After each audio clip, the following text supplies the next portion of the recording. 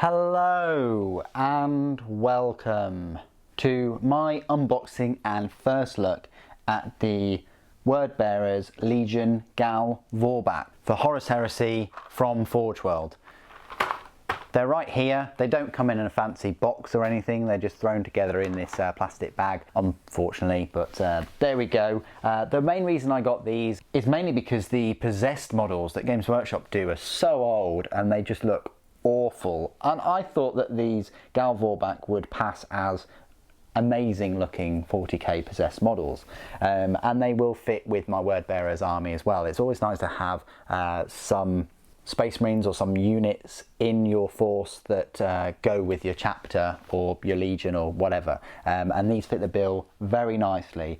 I've also thought about using the Blade Slaves as Greater Possessed, but they've got as much modifications and things as these Gal Vorbak, probably even a little bit less, just from the looks of them.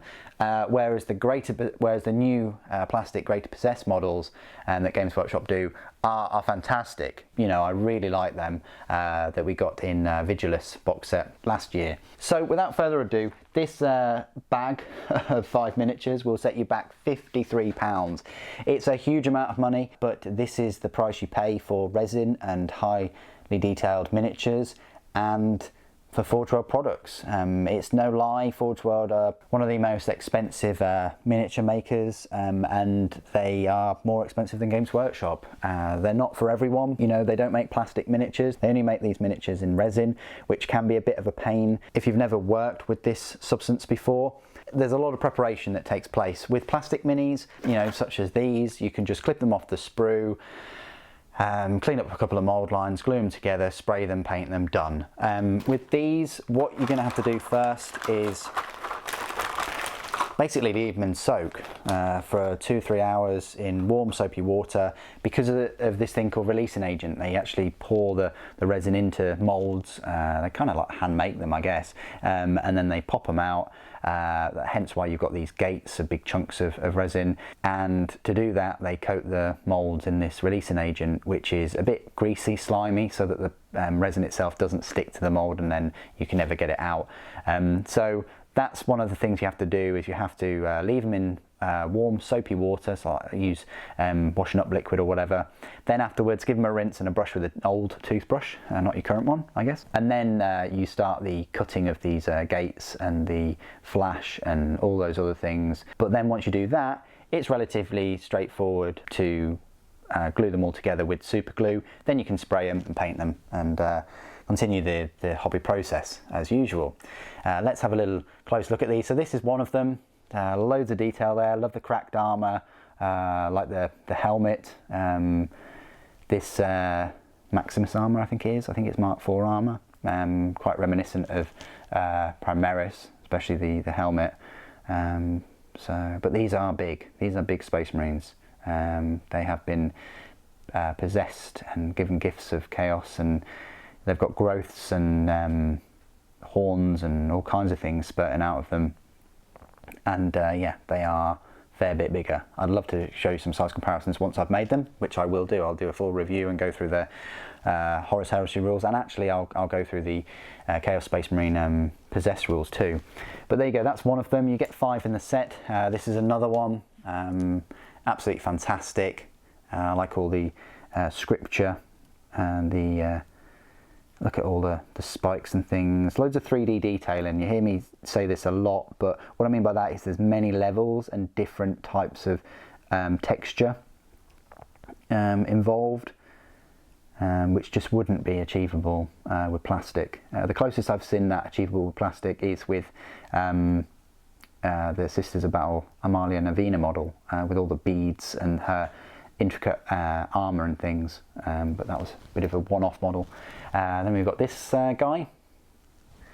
Again, some tubing and some bones and things, and I like the sinew that's attached. You've got even feet and claws that have burst out of the armour to make them go a bit faster. You've got a spine coming out of the power plant, loads of cabling and tubes, biological tubes like intestines and things, I guess. You've got a nice Word Bearer symbol there, and something's gone on horribly wrong there with the sinew and things of the shoulder. Then you've got this guy. Some scripture and things. You've even got like a little arm coming out of this, like with claws. So yeah, horrific. The feet are all right though, but a few tubing things coming out there, and the shoulder pauldron has grown into these layer plates, and a bit of a spine near the rear. Another nice symbol.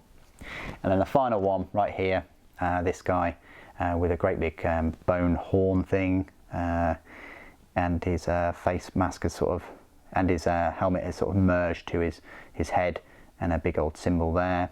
A load of cabling, pipes, spikes to his armour. That's nice attention to detail. And yeah, the spike and a bone that's ruptured out of his shoulder pauldron. So yeah, really quite grotesque figures. You get 5 large bases. I think they're Terminator bases. I think they're 40mm. You get this working with resin. 8th of September 2020, I think. So not that long ago, so very new that they've checked that. And then we actually get a clamshell pack that I'm going to have to open. I haven't really expected that before, but yeah, you can just pull this tab here. I think it's just this way, and get at the pieces. I want to say, sort of.